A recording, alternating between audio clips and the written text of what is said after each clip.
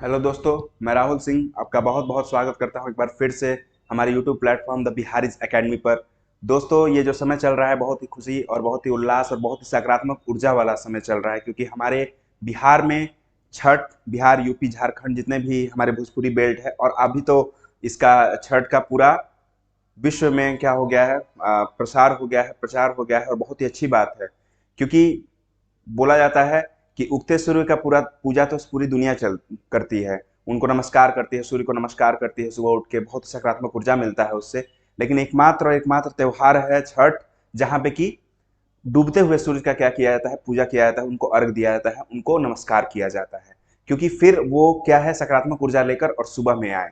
ठीक है, तो ये बहुत ही अच्छा कॉन्सेप्ट है, मतलब कॉन्सेप्ट एक तरह से बहुत ही बड़ा महापर्व है हमारे बिहार में, जिसको आज से स्टार्ट हो रहा है, जो कि नहा खा से स्टार्ट होगा, और 3 दिन का महापर्व हम लोगों का बहुत ही धूमधाम से मनाया जाएगा।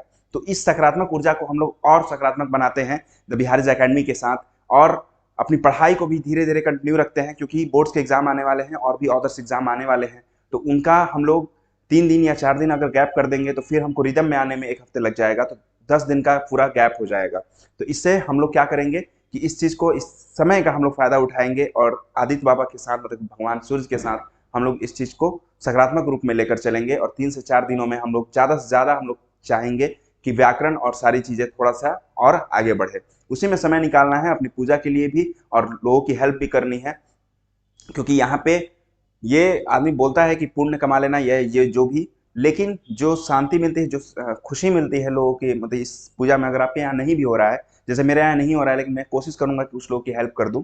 ठीक है, तो ये सब चीजें करनी चाहिए। ठीक है, आस्था भी जरूरी है, पढ़ाई भी जरूरी है, और दोनों का कॉम्बो बना के, दोनों कॉम्बिनेशन बना के आप लोग इस 3-4 दिनों का यूज कीजिए, बहुत ही अच्छे तरीके से, बहुत ही मजा आने वाला है। तो आइए हम लोग हिंदी व्याकरण में जो हम लोग अपनी बातें कर रहे थे द बिहारीज एकेडमी के साथ, मेरे साथ जो हिंदी व्याकरण की बात हो रही थी, वो उसमें हम लोग बहुत सारे हम लोग टॉपिक्स ऑलरेडी कवर कर चुके हैं। अब हम लोग आज का जो टॉपिक बहुत ही भयंकर टॉपिक होने वाला है, बहुत ही माथा पेची वाला टॉपिक थोड़ा सा कह सकते हैं, क्योंकि थोड़ी सी कंफ्यूजन भी होती है इस टॉपिक को लेके, और थोड़ा सा मजा भी आता है।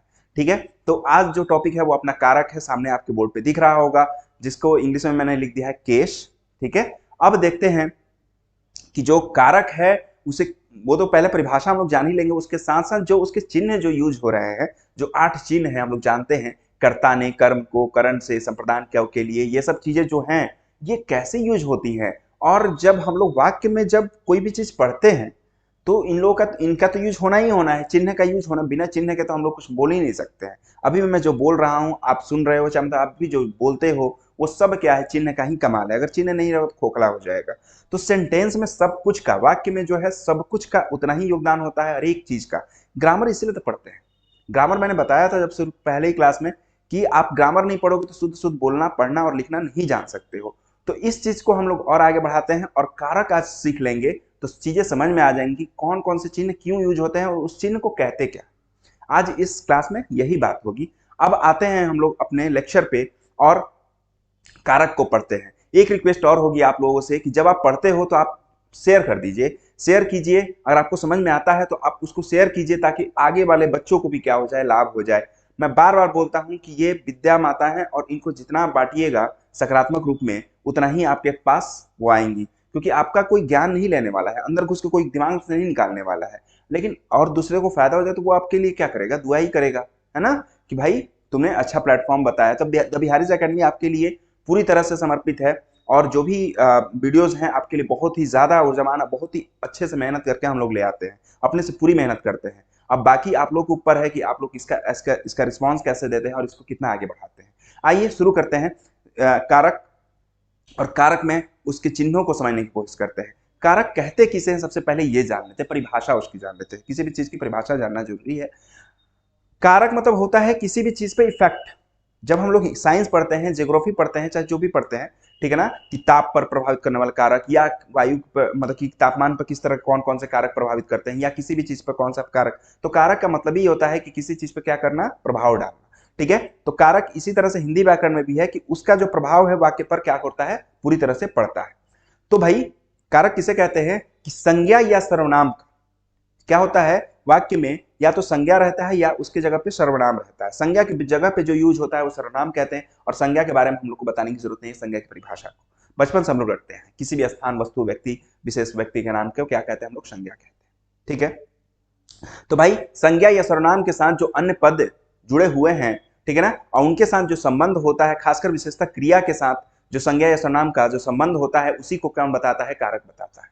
ठीक है ना, इसी चीज को हम लोग ने लिखा है यहाँ पे कि संज्ञा या सर्वनाम का वाक्य के अन्य पदों के साथ विशेषता क्रिया से जो संबंध होता है, जो संबंध बताए, जो रिलेशन बताए, उसी को क्या कहते हैं हम लोग? कारक कहते हैं। और उसी को क्या कहते हैं? कारक चिन्ह कहते हैं। जैसे कि राम ने रावण को बाण से मारा। राम क्या था? यहाँ पे संज्ञा था, पता है आपको, व्यक्तिवाचक संज्ञा हो जाएगा। ठीक है, हमने संज्ञा पढ़ा दिया है, और संज्ञा में आपने बताया, आपको बताया कि राम क्या है? व्यक्तिवाचक संज्ञा है। बट राम ने किसको मारा है भाई? रावण को मारा है। तो रावण यहाँ पे क्या हो गया है? रावण यहाँ पे हो गया, राम तो कर्ता हो गए, रावण हो गया कर्म, और क्या हुआ है? किससे मारा है? बाण से मारा है। मतलब कि जो साधन यूज हुआ है, जिससे मारा गया है रावण को, वो बाण है। ठीक है ना, तो इन तीनों चीजों का देखिए यहाँ पर मिश्रण है। किस वाक्य में राम जो है क्रिया, जिसको मारता है, मारा जो क्रिया है उसका कर्ता है। मैंने बताया कि राम क्या हो गया? कर्ता हो गया कि उन्होंने किया है। रावण इस मारण क्रिया का कर्म है। ठीक है, कर्म है वो, क्योंकि उसको मारा है, रावण को मारा है। लेकिन किससे मारा है? किस साधन का उपयोग हुआ है? बाण का साधन का उपयोग हुआ है। तो ये क्रिया से कैसे संबंध हो गया? साधन के रूप में। तो इसी चीज को समझने की कोशिश आज क्लास में करनी है कि ऐसा क्या है, और इस चिन्ह को हम लोग कौन सा कारक का नाम दे सकते हैं। ठीक है, आगे आते हैं कि कारक एवं कारक चिन्ह। ये बहुत इजी है, हमेशा हम लोग पढ़ते आए हैं और हमेशा हम लोग जानते हैं। हम लोग फनी स्टाइल में इसको बोलते हैं कि कारक जो है वो कितने प्रकार के चिन्ह होते हैं? कारक में 8 प्रकार के चिन्ह होते हैं। कौन कौन से? कि कर्ता, ने, ठीक है, कर्ता, ने, कर्म को, करण से या के द्वारा, संप्रदान को के लिए, आपादान से, संबंध, संबंध कैसे दिखाते हैं? का से दिखाते हैं, की से दिखाते हैं, के से दिखाते हैं, रा से दिखाते हैं, री से दिखाते हैं, रे से दिखाते हैं, ना से दिखाते हैं, नी से दिखाते हैं, और ने से दिखाते हैं। ठीक है ना, तो इस तरह से संबंध हम दिखाते हैं कि उसका बेटा, उसका मामा, ठीक है ना, मेरा मामा, मेरी मामी। तो संबंध आप बताते हो ना, दो आदमी के बीच में संबंध बताते हो ना, तरा, रे, री, का, के, की। ठीक है ना, तो इस तरह से ये संबंध बताता है। अधिकरण, सातवां जो अपना चिन्ह है, अधिकरण में पर, ठीक है ना, कि वह उसमें खोया हुआ है, ठीक है ना, वह उस स्थान पर गया है, तो में पर अधिकरण। और लास्ट संबोधन, किसी को आप संबोधन करते हो, संबोधित करते हो, हाँ, किसी को बुलाना हो, अरे ओ भाई, हे, हेलो, तो ये सब क्या है? संबोधन है, संबोधित करते हो, बुलाते हो आप। तो ये क्या हुआ? संबंध कारक, संबोधन कारक। ठीक है, इतना समझ में आया। ये 8 तो हम लोग चिन्ह हम लोग को मालूम है। बट जो कॉन्सेप्ट जो समझ में हमको नहीं आता है, वो यहाँ पे कंफ्यूजन हमारे दिमाग में, आपके दिमाग में यहाँ पे, जब आप पढ़िए हमारे साथ, जब पढ़िए आप, कोई भी लेक्चर ले रहे हो, हमारी साइंस के ले रहे हो, मैथ्स के ले रहे हो, हिंदी ग्रामर ले रहे हो, सोशल साइंस ले रहे हो, कोई भी, क्योंकि पूरा सारा सब्जेक्ट हम लोग कवर करा रहे हैं, तो आपको यहाँ पे फ्री ये समझ के, या मतलब कि हाँ ठीक है पढ़ा रहे, ये समझ के नहीं, वहां पे आप सोचिए, आप इमेजिन कीजिए आप क्लास में हो और आप क्रॉस क्वेश्चन कीजिए हमसे कमेंट में, चाहे वो निगेटिव हो, चाहे आपको कॉन्सेप्ट समझ में नहीं आया हो, आप वो बोलिए, कोई दिक्कत नहीं है मुझे भाई। मैं फिर से अगला वीडियो लेकर आऊंगा, इस चीज को, इसी चीज को लेकर आऊंगा, अगले बार अच्छे से समझाने की कोशिश करूंगा। जैसे आप क्लास में पूछते हो ना ऑफलाइन में, वैसे ही ऑनलाइन में भी पूछने की कोशिश करो। यहाँ पे आपके दिमाग में फट से एक क्वेश्चन आना चाहिए था कि सर ठीक है, सब बढ़िया, भैया एक बात बताइए कि यहाँ भी क्या है? करण में भी, करण में क्या है? करण में से है और अपादान में भी से है। अपादान में क्या है भाई? से है। ठीक है, करण में भी से है, अपादान में भी से है। अगर आ जाता है वाक्य में कि भाई कोई अगर ऐसा सेंटेंस आ जाता है जिसमें कि से हो, और वहां पे पूछता है कि कौन सा कारक है, तो मैं क्या लगाऊं? करण लगा दूं या अपादान लगा दूं?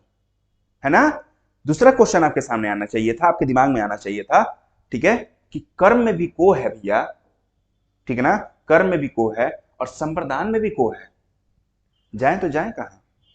कर्म को लगाएं, कर्म कारक को लगाएं उस वाक्य में, उस वाक्य में हम क्या, अगर आता है ऑप्शन कि कर्म और संप्रदान दोनों आ जाए, तो मैं क्या वहां पे कौन सा कारक, कर्म कारक लगाऊं या संप्रदान कारक? ये आपके दिमाग में आना चाहिए था।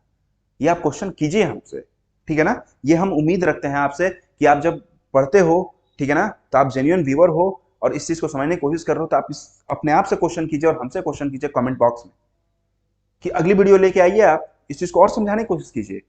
लेकिन मैं इसी वीडियो में चैलेंज देता हूं, इसी वीडियो में इस चीज को समझा के जाऊंगा, ठीक है ना, कि कर्ता में भी करण में भी क्या है, स से है, और अपदान में भी से है, कर्म में भी को है और संप्रदान में भी को है, ऐसा क्यों?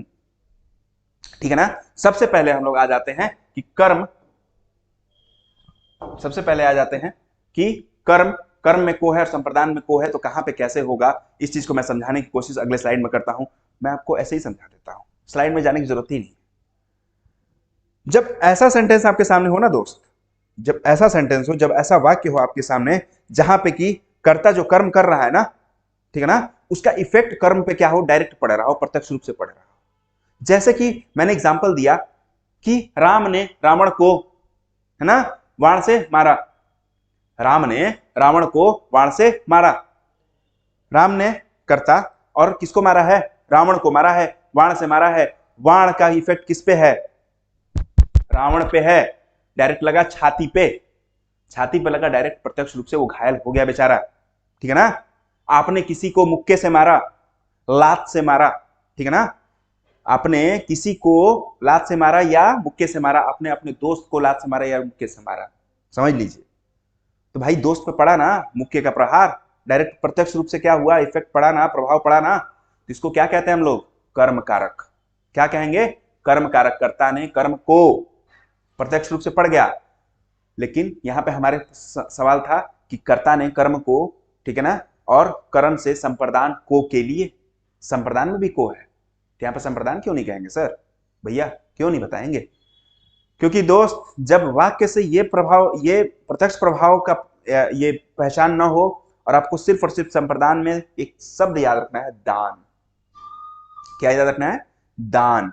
अगर संप्रदान में से आप संप्र हटा दीजिए और दान रख दीजिए, तो जब भी जिस वाक्य से आपको दान देने का बोध हो, मतलब कि किस चीज का, कुछ देने का बोध हो, आप दान कर रहे हो, किसी को दे रहे हो, मैंने उसको पुस्तक दिया, मैंने उसको इतना धन दान दिया, ठीक है ना, आप अगर उसको कुछ दे रहे हो, देने का भाव उत्पन्न हो, तो वो क्या है, संप्रदान कारक है।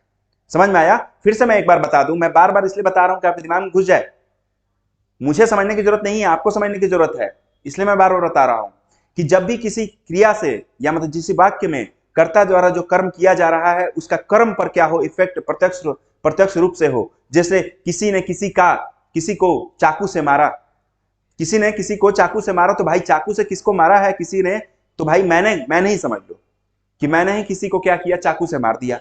चाकू से मारा तो क्या हुआ, उस आदमी पे क्या हुआ, डायरेक्ट इफेक्ट पड़ा, वो घायल हो गया, वो हॉस्पिटल पहुंच गया है, ठीक है। तो ये क्या होगा, कर्म कारक, ठीक है ना, कर्म पे डायरेक्ट इफेक्ट पड़ा है, ठीक है। और जब हम किसी को, मैंने ही किसी को, मेरे पास ज्यादा पैसा तो है नहीं, 10 ही रुपया दान में दिया, ठीक है ना, किसी को 10 रुपए दान में दिया, तो ये देने का भाव है, या 10 पुस्तकें दान में दी, तो क्या हुआ, देने का भाव है, जहां पे देने का भाव है वहां पे क्या है, संप्रदान कारक है। तो बस इतना ही कॉन्सेप्ट है कि कर्म में भी को है, संप्रदान में भी को है, बट अंतर इतना ही है कि भाई संप्रदान में हमेशा क्या होगा, दान देने का भाव उत्पन्न होगा, कर्म में हमेशा प्रत्यक्ष रूप से किस पे पड़ेगा, कर्म पर इफेक्ट पड़ेगा। देखिए वही चीज मैंने लिखा है कि कर्म कारक में कर्ता द्वारा किया गया कोई भी कार्य का प्रभाव कर्म पर प्रत्यक्ष रूप से पड़ता है, और संप्रदान कारक में ऐसा नहीं होता है, बल्कि हमेशा कर्ता द्वारा कर्म को कुछ ना कुछ देने का भाव उत्पन्न होता है, कुछ ना कुछ वो देता ही रहेगा, दान करता ही रहेगा, वो क्या होगा, संप्रदान कारक होगा। जैसे मैंने एग्जांपल दिया कि राम ने श्याम को मारा, श्याम को मार दिया, लात मारा होगा, घूसा मारा होगा, मुक्का मारा होगा, चाकू मारा होगा, कुछ भी मारा होगा, है ना, मजाक में ही मारा होगा एक थप्पड़, लेकिन असर तो डायरेक्ट पड़ा है ना भाई, किस पे, श्याम पे, श्याम पे इफेक्ट पड़ा, ठीक है। अब देखो, राम ने श्याम को किताब दी, वही राम है जिसने श्याम को क्या दिया, किताब दिया कि भाई पढ़ ले तू, दान दे दिया कि मेरे पास क्या है, किताब है, तू रख लो, दान दे दिया, ठीक है ना। तो क्या हुआ, ये संप्रदान कारक। अब देखो अगला मैंने एक और एग्जांपल लिखा है कि उसने बिल्ली को पुचकारा। आप बुलाते हो ना बिल्ली को, ठीक है ना, ऐसे करके पुचकारते हो, ठीक है, किसी को ही बुलाओ यार, बिल्ली को ही बुलाना जरूरी नहीं है, कुत्ते को ही बुला लो तुम, आदमी के बच्चे को बुला लो, किसी को भी बुला लो, किस पे इफेक्ट पड़ रहा है, वो देखेगी ना तुम्हारी तरफ, तो किस पे इफेक्ट पड़ रहा है, बिल्ली पे, ठीक है ना। यहाँ पे दान तो दे नहीं रहे हो, यहाँ पे पुचकार रहे हो, वो कर्ता पे क्या हो रहा है, कर्म पे क्या हो रहा है, इफेक्ट डायरेक्ट पड़ रहा है, कर्ता ने जो कर्म किया उसका इफेक्ट किस पे पड़ रहा है, कर्म पे डायरेक्ट पड़ रहा है, तो ये क्या हुआ, कर्म कारक। और उसी तरह उसने बिल्ली को दूध दिया, क्या दिया, दूध दे दिया, दान कर दिया कि चल भाई आज का रात का जो दूध है ना, रात को मैं एक गिलास पीता हूं, तो वो क्या है, उस मैंने क्या कर दिया, उस बिल्ली को दे दिया दान में, मैंने दान कर दिया। मेरे साथ दानी क्या कौन होगा, पूरा कैल्शियम उठा के आपने दे दिया उसको, है ना, दूध में कैल्शियम होता है ना दोस्त, देखते रहना।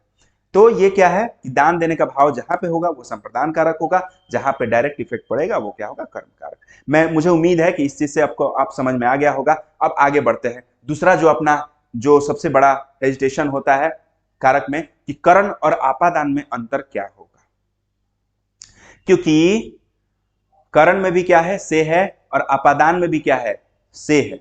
क्या है, करण में भी से है और अपादान में भी से चिन्ह है। अब ये कैसे डिफरेंस करेंगे, करण कौन सा है, करण कारक, और अपादान कारक कौन सा है, ठीक है ना। तो याद रखिएगा कि जब भी करण आता है, जब भी करण आएगा उसमें क्या होगा कि जैसे कि मैं एग्जांपल देता हूं कि मैं कलम से लिखता हूं, ठीक है ना, ठीक। और दूसरा एग्जांपल कि मैं इस घर से जाता हूं, ठीक है ना, दोनों में से है।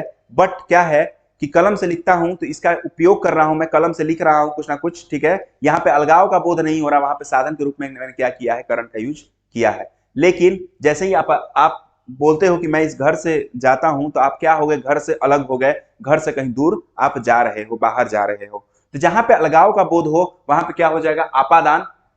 यहां भी दान ही है एक तरह से, संप्रदान संप्रदान जैसा कि मैंने बताया कि दान का बोध होता है, अपादान में भी दान का ही बोध हो रहा है। बट बात यह है कि आप कहीं ना कहीं से क्या हो रहे हो, अलगाव का बोध हो रहा है, कहीं ना कहीं से आप अलग हो रहे हो। तो जहां पे अलग का बोध होना, जिस वाक्य से अलगाव का बोध हो, ठीक है, वहां पे क्या लगेगा, अपादान कारक। और जहां पे अलगाव का बोध ना हो वहां पे क्या होगा, कौन सा, करण। कौन सा कारक, करण, ठीक है। करण और मैंने लिखा है करण और अपादान दोनों कारकों में से चिन्ह का प्रयोग होता है, किंतु से चिन्ह का प्रयोग होता है। आप देख रहे हो किस चिन्ह का, से चिन्ह का प्रयोग होता है, किंतु इन दोनों में मूलभूत अंतर है। क्या है भाई, कि करण जो है क्रिया का साधन या उपकरण है, कि मैं कलम से लिखता हूं, मैं ट्रेन से जाता हूं, ठीक है ना। तो भाई ये क्या है, साधन का आप उपयोग कर रहे हो सिर्फ और सिर्फ। तो वहां पे जहां पे साधन का यूज हो रहा है वहां पे क्या लगेगा, करण कारक। और जहां पे अलगाव का बोध होगा वहां पे क्या लगेगा, अपादान कारक, ठीक है। जैसे कि कर्ता कार्य संपन्न करने के लिए जिस उपकरण, जैसे धन, जैसा धन का उपयोग करता है, जिस साधन का उपयोग, धन नहीं होगा, जैसा साधन का उपयोग करता है वो क्या होगा, उसे करण कहते हैं। जैसे मैं कलम से लिखता हूं, यहाँ कलम क्या है, लिखने का उपकरण है या साधन है, तो कलम शब्द का प्रयोग करण कारक में हुआ है। और वैसा एग्जाम्पल कि अपदान से हमेशा अलगाव का बोध होता है, जैसे पेड़ से पत्ता गिरा, क्या गिरा, पेड़ से पत्ता गिरा, पेड़ से क्या अलग हो गया, पत्ता अलग हो गया, है ना। यहां पे साधन तो है नहीं, पेड़ से क्या हो गया, अलगाव हो गया, ठीक है ना। तो ये क्या होगा, अपादान कारक, ठीक है। अलगाव का जहां बोध हो वहां पे क्या कहेंगे हम लोग कि भाई, जैसे कि मैंने और एग्जाम्पल दिया, वह गांव से चला गया, ठीक है, वह गांव से चला गया, वह शहर से चला गया, वो अलगाव हो गया, वह परिवार से चला गया, ठीक है ना, यह दुनिया छोड़कर चला गया, यह दुनिया से चला गया, ठीक है ना, बोलता है ना, नहीं इस दुनिया से चला गया वो। तो भाई अलगाव हो गया, दुनिया से वो अलग हो गया, ठीक है। तो जहां पे साधन का यूज होगा वहां पे क्या होगा, करण कारक का, और जहां पे अलगाव का बोध होगा वहां पे अपादान कारक का। ये दोनों कंफ्यूजन जो था मैंने अच्छे से समझाने की कोशिश की है। अब जो गधा भी होगा ना, मुझे उम्मीद है, मैं आपको नहीं बोल रहा हूं, जिसको समझ में आ रहा है, जिसको नहीं भी समझ में आ रहा चलो ठीक है, मैंने मान लिया, चलो गधा मैं ही हूं, मुझे समझ में नहीं, मैंने समझा नहीं पाया, तो आप कमेंट में कीजिए ना, आप कमेंट कीजिए, जेन्युइन दिखिए, आप शेयर कीजिए, और अच्छे तरीके से समझाइए सर, और अच्छे तरीके से बताइए, दूसरा वीडियो लेके आइए, मैं लेके आऊंगा, कोई दिक्कत नहीं है, मुझे मुझे मेहनत करने में कोई प्रॉब्लम नहीं है, आप मेरे साथ तैयार रहिए, है ना। अब आगे आते हैं, कारकों की पहचान कैसे करते हैं। अभी तो मैंने समझ ही लिया, लेकिन अब मैं अलग तरीके से समझा देता हूं कि कारकों की पहचान कैसे की जा सकती है। किस कारक से कौन सा भाव उत्पन्न हो रहा है, किस अर्थ पर निर्भर, उस अर्थ पर निर्भर करता है। जैसे कि सबसे पहले 8 है ना हमारे पास कारक, कर्ता। कर्ता कौन होता है, मैंने हमेशा बताया कि इसने कर्म किया हो, क्या है, क्रिया को संपन्न करने वाला, क्रिया को संपन्न करने वाला क्या कहलाता है, कर्ता, जो क्रिया को संपन्न कर रहा है। मैं कलम से लिखता हूं, अभी भी एग्जांपल दिया, वह गांव से चला गया, वह क्या है, वही तो कर रहा है, वही तो चला गया है। मैं लिख रहा हूं ना, मैं कौन हूं, करता हूं। कर्म क्या है, क्रिया से प्रभावित होने वाला, है ना। राम ने रावण को बाण से मारा। कौन प्रभावित हुआ है? रावण प्रभावित हुआ है। कौन है? कर्म है। करण, करण भाई क्रिया का साधन या उपकरण। राम ने रावण को बाण से मारा। किससे मारा है? बाण से मारा है। मैं कलम से लिखता हूं, ठीक है ना, अभी भी मैंने बताया। उसके बाद संप्रदान, जिससे क्रिया का उद्देश्य प्रयोजन का बोध हो, जिसके लिए कोई क्रिया संपन्न की जाए या जिससे कुछ प्रदान किया जाए। मैंने अभी बताया।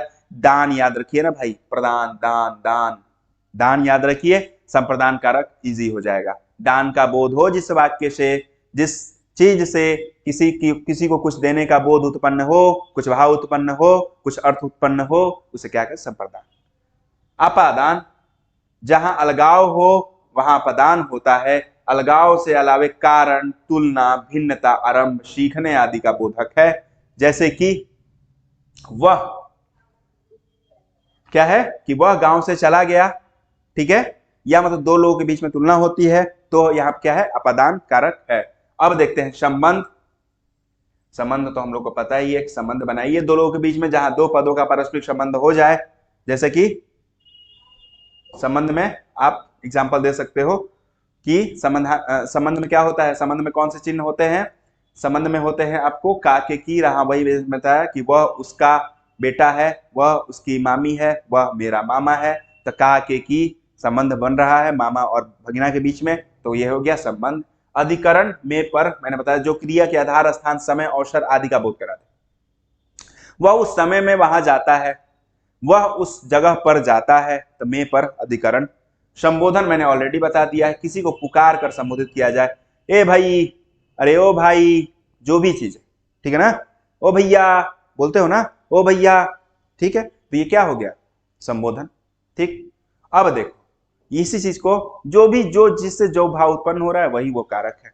अब देखिए जो क्वेश्चन आता है कि शुद्ध कीजिए, अशुद्ध कीजिए, अशुद्ध को शुद्ध कीजिए, किस प्रकार आप शुद्ध वाक्य लिख सकते हैं, व्याकरण में यह सिखाता है।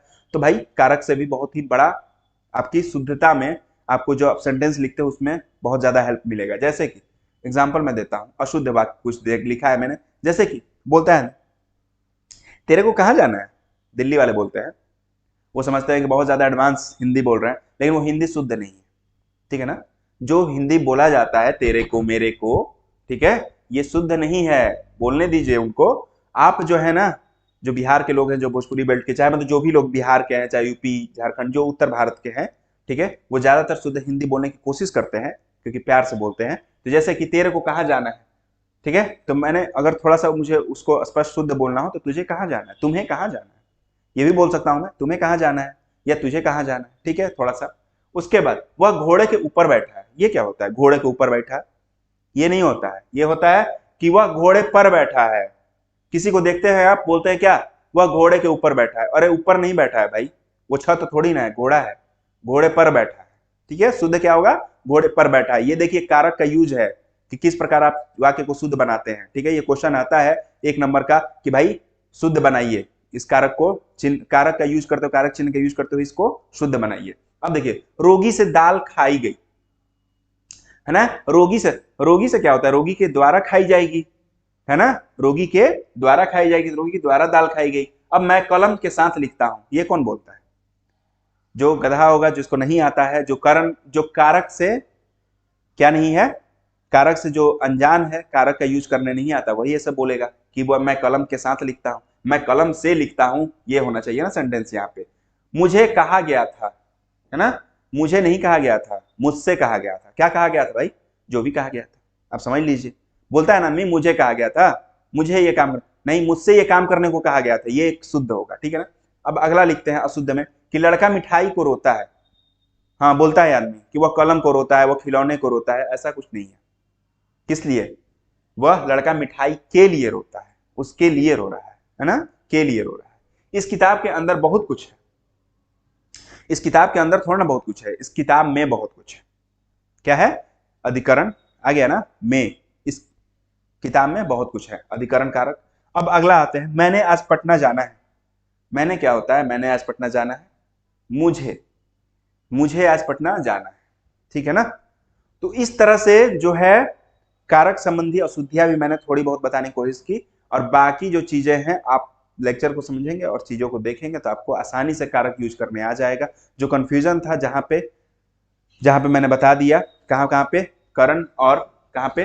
करण और अपादान में, और कर्म और संप्रदान में, दोनों में अंतर मैंने बता दिया है आसानी से। अब इस लेक्चर को आप ज्यादा से ज्यादा 2 बार 3 बार देख लीजिएगा और आसानी से सब कुछ क्या हो जाएंगी, समझ में आ जाएंगी। और आगे शेयर भी कर दीजिएगा, आपसे उम्मीद है अब। ठीक है, अब चलिए अगले क्लास में मिलेंगे हम लोग अगले टॉपिक के साथ व्याकरण में, और बाकी सोशल साइंस के सब्जेक्ट्स भी तेजी से हम लोग आगे बढ़ाएंगे। अब 23 खत्म करेंगे। तब तक के लिए मिलते हैं अगले वीडियो के लिए।